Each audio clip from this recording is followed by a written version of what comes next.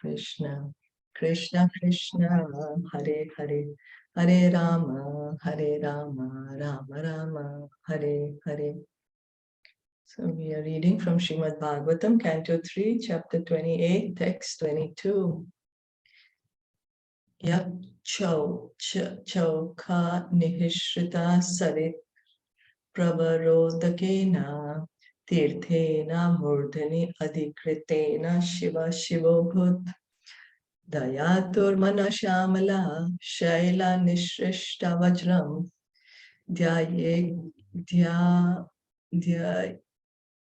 Yekchiram Bhagavatas Charanaravindam. Translation and purport by His Divine Grace, A.C. Bhaktivedanta, Swami Shilpa Prabhupada. The blessed Lord Shiva becomes all the more blessed by bearing on his head the holy waters of the Ganges, which has its source in the water that washed the Lord's lotus feet. The Lord's feet act like thunderbolts hurled to shatter the mountain of sin stored in the mind of the meditating devotee. One should therefore meditate on the lotus feet of the Lord for a long time. So yesterday we were hearing that Lord Kapila Dev is telling to Devahuti, the aim, the goal of the yogi is to fix his mind on the lotus feet of the Lord. And he's continuing here now about the glories of the lotus feet of the Lord. So in this verse, the position of Lord Shiva is specifically mentioned. The impersonalists suggest that the absolute truth has no form, and that one can therefore equally imagine the form of Vishnu or Lord Shiva, or the goddess Durga, or the son Ganesh. But actually, the Supreme Personality of Godhead is the Supreme Master of everyone. So the absolute truth is Krishna. Absolute truth is not that everyone is the absolute truth. Yeah, everyone is God. You are God, I'm God. Or you can imagine anyone to be God, or I'm God, or God is walking on the street. No, that's not the absolute truth. The absolute truth is Lord Krishna. Today we were hearing in the reading by Bhakti Vignavinash Nishima Maharaj, the Krishna book. So we were reading the part of Banasur, where Banasur, he was a devotee of Lord Shiva. So he had pleased Lord Shiva, and Lord Shiva had given him a benediction saying, I will personally protect you. So what happens that Banasur's daughter Usha somehow got involved with Anirudh, Krishna's grandson. And Banasur was very upset about it. So he had captured Anirudh. Now, when Krishna heard that his grandson is captured, he came with his army to fight Banasur. And at that time, to protect Banasur, Lord Shiva came. Lord Shiva, and then Kartikeya came, Ganesh came, all fighting on the side of Banasur. And one side is Lord Krishna and his armies. And then, but they all got defeated. Kartikeya, Ganesh, Lord Shiva was fighting with Krishna. Lord Shiva hurled a weapon called Shiva Jwara, which is very, very hot. And Lord Krishna, he hurled the weapon called Narayan Jwara. It's like a person. The weapon was able to talk. And then Narayan Jwara, he defeated Shiva Jwara. And then Shiva Jwara was so afraid that, he's going to be killed. He'll be annihilated. So he approached Lord Krishna and said, you're the only one who can protect me. Please protect me from this Narayan Jwara. Otherwise, no one can protect me. So he's Shiva Jwara. He was hurled by Lord Shiva, but he didn't go to Lord Shiva for protection. He went to Lord Krishna for protection, and Krishna protected him. Then Lord Shiva offers these beautiful prayers to Krishna, that you are the Supreme Personality of Godhead. And Lord Shiva was telling him that, I have promised to Banasur that I will protect him and that he'll be happy and he'll be, opulent. So please forgive him. And Banasur is he's the son of Bali Maharaj and the grandson of Prahlad Maharaj. So Lord Shiva tells Krishna, see, you have also promised Prahlad Maharaj that you're not going to kill any demons in their family. So, please save Banasur, please protect him. I've given him my word. So it goes to show, what do you say? This is evidence, what Krishna says in the Bhagavad Gita, that even the demigods, they fulfill our desires, but they do so because they have the permission of Lord Krishna. So it's a beautiful pastime, of Banasur, and then how Krishna is. So then Krishna says, okay, fine. Now, because Banasur had 1,000 arms, Krishna said, okay, I'm going to cut off most of his arms. I'll just leave him with 4 arms. Otherwise, he's become too proud. And so at least like this, his pride will be under control. And then Banasur also comes down and he seeks forgiveness from Lord Krishna, seeks blessings from Lord Krishna. So we can see by hearing all these pastimes the supremacy of Lord Krishna over the other demigods. Lord Shiva, he is the master of the demigods also. Sometimes he's called that. Maheshwar, he's called Maheshwar, master of the demigods. But he is a loving servant of Krishna. So the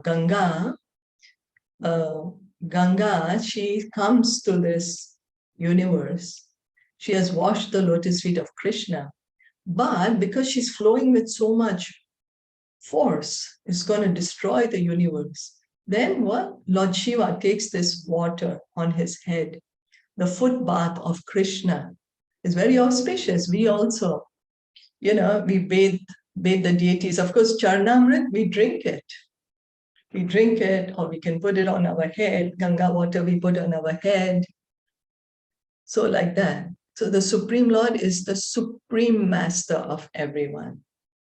In the Caitanya Caritamrta, Adi-Lila 5:142, it is said, Ekale Ishvara Krishna Ara Sabha Bhritya. So Lord Chaitanya, he immediately starts with that position. Ekale Ishvara Krishna Ara Sabha Bhritya. The Supreme Lord is Krishna, and everyone else, including Lord Shiva and Lord Brahma, not to mention other demigods, is a servant of Krishna. The same principle is described here. So, because Krishna says in Bhagavad Gita that, O Arjun, Sarva Dharmam Parityagya, you give up all varieties of religion and you surrender unto me. So what does it mean?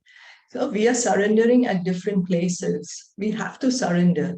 We are surrendering to some philosophy, some thought, some whatever, surrendering to our false ego, surrendering to our senses. But Krishna is saying, you surrender to me, and I will take away all your sinful reactions. So this goes to show our position. Ekale Ishvara Krishna Arasava Bhritya. Lord Chaitanya begins his teachings from this point. Everyone is an eternal servant of Krishna. He says it openly, directly, honestly, to shake us up that, oh, this is our position. So, did anyone want to comment on the pastime that we just heard? Or we'll continue reading?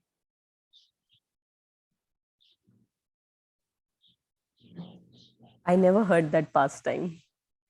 Oh, it's there in the Krishna book. I forgot the but chapter.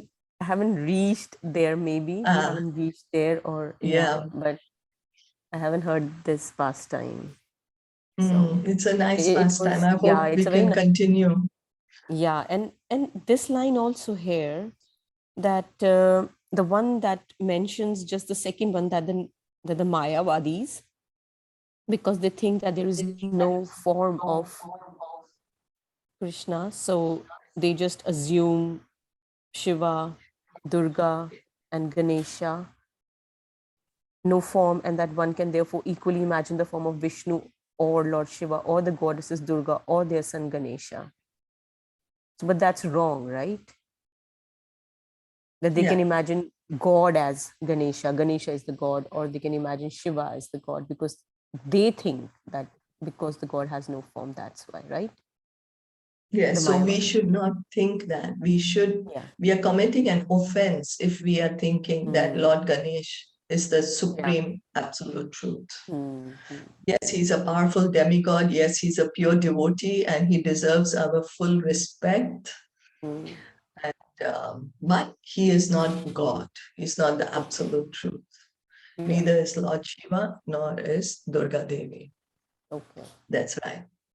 So we should not imagine them to be the absolute truth. They are great personalities. They are pure devotees of the Lord, and they are greatly our respectful. They deserve our respect, but they are not God. That's the point we have to understand. So, Lord Shiva is important. I'm sorry? Yeah. No. I was just saying that. So that's how we should assume them, that they are the servitors of Krishna, right? It's not assumption. That's the fact. Not assume. Yeah, that's a fact. Yeah, sorry, the wrong word. Yeah. You see, like that's how we should look at this. Yes. Right? Yes. That they are the servitors of Lord Krishna. Yes. Yes. Okay. Because each and every living entity is a servitor of Krishna. And although Lord Shiva, he is Shiva Tattva, he's an expansion of Lord Vishnu, but not in Vishnu Tattva. He is Shiva Tattva. Although there is no difference between Lord Shiva and Lord Sankarshan, yet Lord Shiva's mood is that I'm a servant of Krishna. So he's Lord Shiva. He's not an ordinary living entity, but he's not God. So we can understand that only Krishna is God. Everyone else is a loving servant of Krishna.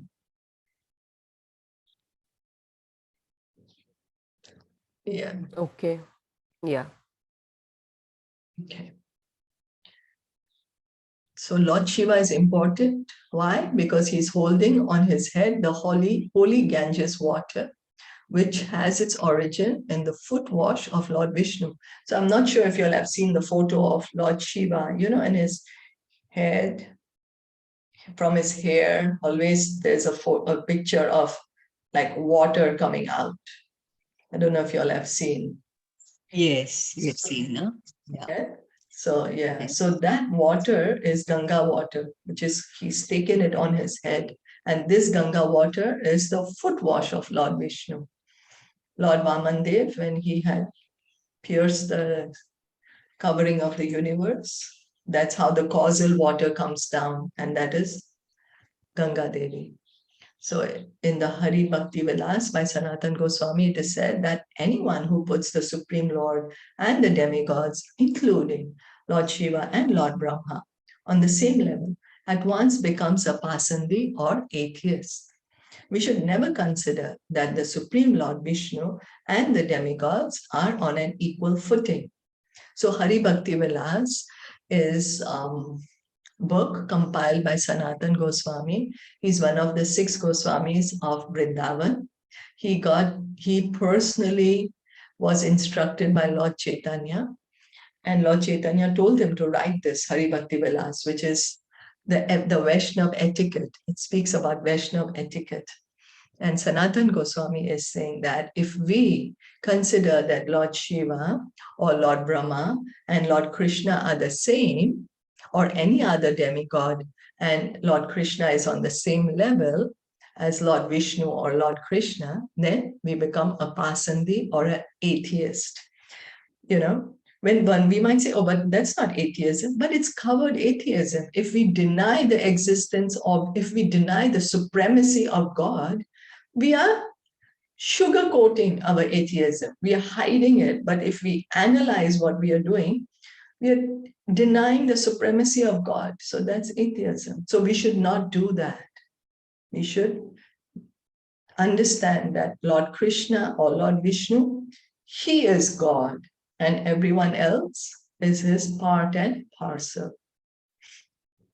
Another significant point of this verse is that the mind of the conditioned soul, on account of its association with the material energy from time immemorial, contains heaps of dirt in the form of desires to lord it over material nature. So all souls are supposed to be pure souls. But now we have become conditioned to the three modes of material nature, conditioned to thinking we are the body. And so because we have been in the material world for a long time, millions and millions of births we have been here. We don't even remember how many births we've had. We don't remember how long we have been in this material world. That's why it's called time immemorial. We know how long we have been in the current body. That's why we say, oh, I'm 50 years old, I'm 51 years old, like that. Oh, I know how long I've been in this material body. But what about the past bodies that I was in? We can't remember it. Anyway, but because of being in this material world for a long time, what's happened is we have a lot of desires to control this material nature. What we have accumulated is a lot of desires. A lot of desires. So this desire is like dirt. Is dirt. Why? Because our desire should be go back home, back to Godhead, serve the Lord, serve God, be in our eternal relationship with God. Instead, here we are pretending to be someone we are not. And we are taking on different bodies, pretending to be someone we are not. It's like an actor, he does not want to go home, but he's keeping on taking different roles of acting. And he's really thinking, oh, I've become this, I've become a hero in this movie. I've saved this damsel in distress in this movie, but he's completely forgotten who he is. So these desires are mountainous. It's not like one, two desires. There's like a lot, like a huge Meru mountain or even bigger than that. But even a mountain can be shattered when hit by a thunderbolt. Meditating on the lotus feet of the Lord acts like a thunderbolt on the mountain of dirt in the mind of the yogi. So this is what, just by fixing our mind on the lotus feet of the Lord, what happens? These desires, they get washed away. These dirty material desires to continue living here in the material world, they get destroyed. The lotus feet of the Lord helps us smash these desires. If a yogi wants to shatter the mountain of dirt in his mind, he should concentrate on the lotus feet of the Lord and not imagine something void or impersonal. Because the dirt has accumulated like a solid mountain, one must meditate on the lotus feet of the Lord for quite a long time.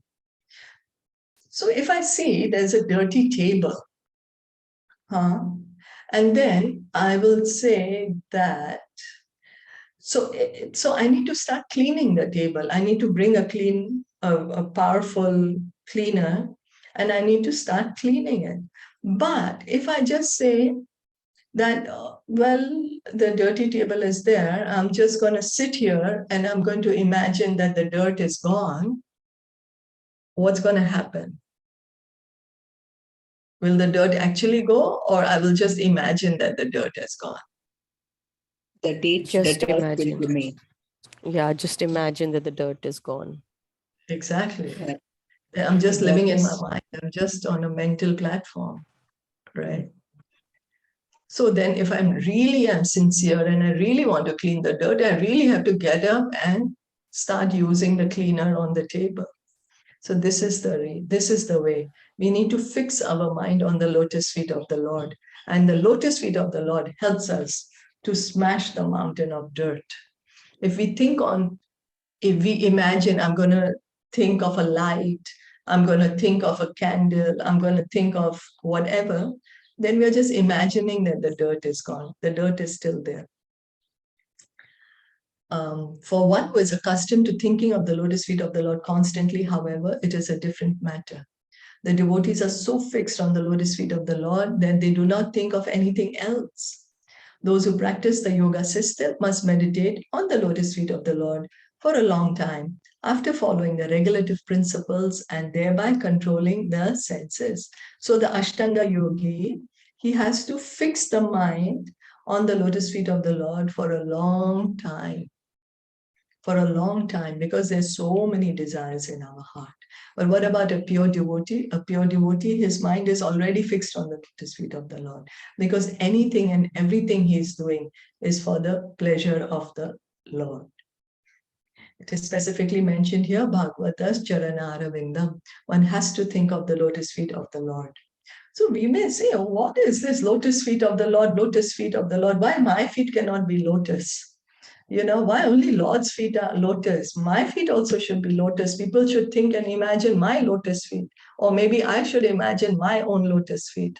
But no, nothing's going to happen by doing that. We will still continue remaining in the material world with that. And our ego will continue to be getting more and more puffed up. More and more puffed up. It's the devotees, they understand the value of the lotus feet of the Lord. They feel the shelter. When the devotees are taking shelter of the lotus feet of the Lord, then the lotus feet of the Lord act like an umbrella against the miseries that are showering down. It's the lotus feet of the Lord that act as a boat which carries the devotee from the material world to the spiritual world. It's the lotus feet of the Lord which gives the devotee complete transcendental bliss. So the Mayavadis imagine that one can think of the lotus feet of Lord Shiva or Lord Brahma or the goddess Durga to achieve liberation. But this is not so. Bhagavata is specifically mentioned here. Bhagavataha means of the Supreme Personality of Godhead, Vishnu, and no one else. So we may think that maybe I can take the shelter of lotus feet of Lord Shiva or Lord Brahma or Durga Devi, and they will help me to get liberated from this material world. But no, they can't let us free of this material world.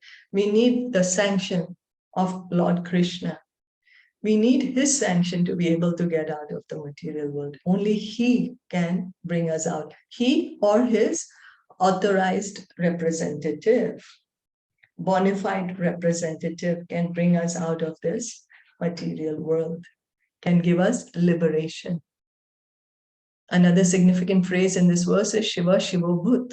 By his constitutional position, Lord Shiva is always great and auspicious. But since he has accepted on his head the Ganges water, which emanated from the lotus feet of the Lord, he has become even more auspicious and important. The stress is on the lotus feet of the Lord. A relationship with the lotus feet of the Lord can even enhance the importance of Lord Shiva. What to speak of other ordinary living entities? So Lord Shiva is called Shiva, means auspicious, all auspicious. That's why he's called Shiva. So he's already auspicious. But because he has taken the Ganges water on his head, he's become even more auspicious. So we can try to see that if we try to take shelter of the lotus feet of the Lord, we will also become auspicious. Our path becomes auspicious, our life becomes auspicious. And we can easily cross over this ocean, material ocean, just by taking shelter of the lotus feet of the Lord. Means following the instructions of the Lord, hearing and chanting, and easily go back home, back to Godhead. Is that okay? Yes, but what does it mean, Shiva Shivo Bhut? The exact meaning? Okay, so let's see what is the Shiva is Lord Shiva. Shiva, Yes. auspicious. Abhut became. So Lord Shiva became auspicious. It means that. So Lord Shiva is already auspicious. That's why it's called Shiva, right? We can see the meaning here. Shiva means auspicious. So Lord Shiva is auspicious.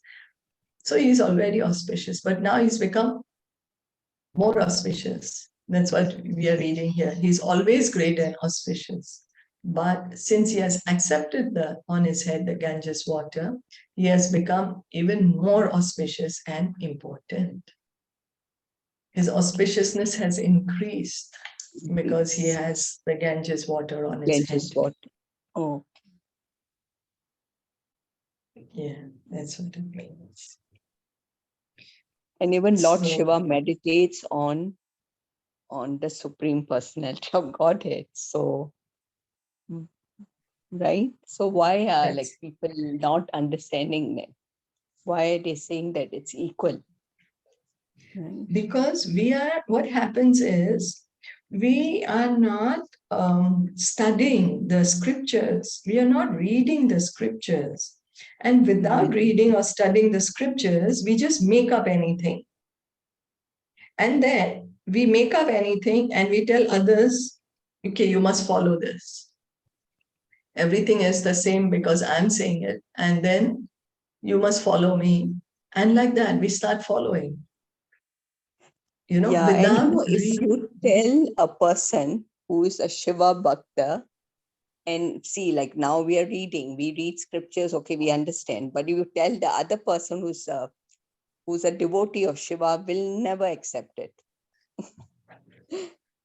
But if you logically, I mean, not in argument way, but if you logically say that Lord Shiva, he's always meditating. So who is he meditating on? Yeah, if he's God, but why is he meditating? God does not need to meditate on anyone. So who is he meditating on? He's meditating on Lord Krishna. And what are his teachings to Durga Devi? When Durga Devi asks him, what is the best method of worship? And then he says that 1,000 names of Lord Vishnu is as good as 3 names of Ram, and 3 names of Ram is as good as 1 name of Krishna. And he's saying that devotional service to Lord Vishnu is the highest. And worshipping the devotee of Lord Vishnu is even higher than worshipping Lord Vishnu himself. So we can see that, are we really following the teachings of Lord Shiva? Or am I just a sentimentalist and I'm saying I'm a follower of Lord Shiva? So if somebody is just a sentimentalist and they don't want to listen, it's better not to argue or discuss because they anyway don't want to listen. Yeah. But if someone is sincere and wants to know the truth, then you can explain to them.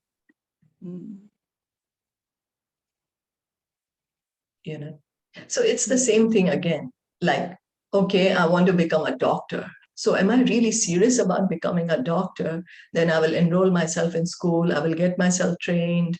And then I will do the internship, I'll practice and become a qualified doctor. Or is it that, okay, I will read some books, maybe here and there, but I'm never going to become a doctor like that.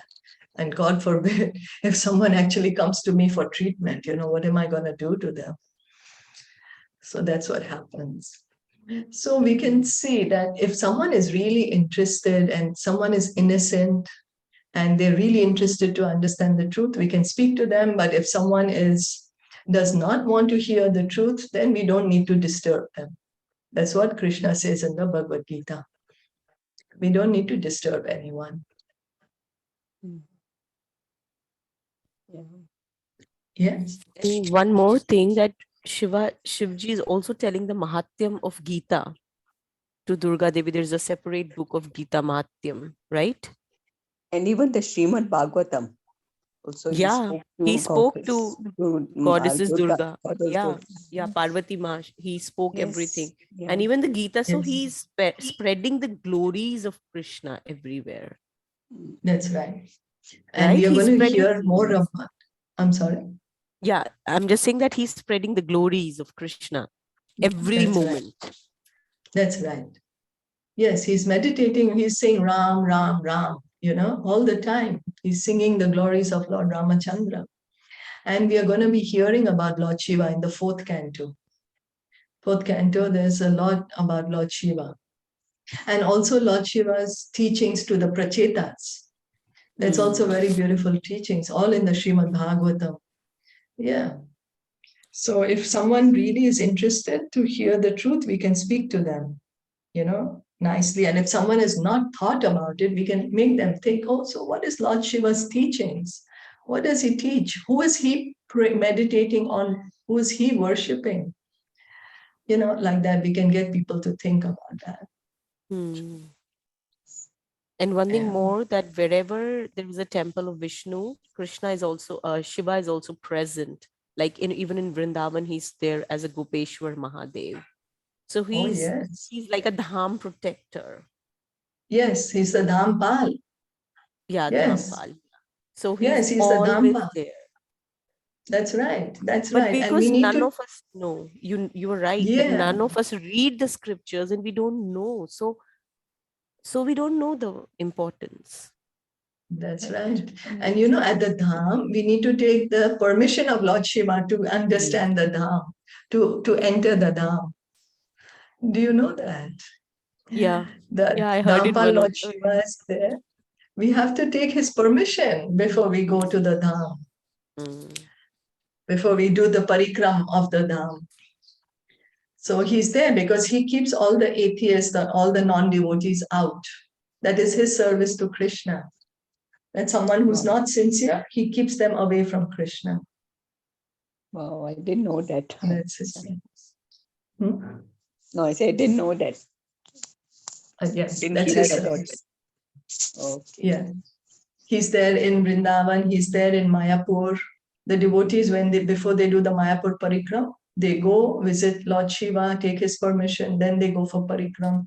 He's there in Jagannath Puri, So wherever the Dham of the Lord is there, Lord Shiva is there as the Dhampal, protecting the Dham. Yeah. So we'll stop here for today. Thank you so much. Okay. Thank you. For all your participation. Srimad Bhagavatam ki jai, Shilpa Prabhupada ki jai, Gaur Bhaktavinda ki jai. Hare Krishna. Hare Krishna.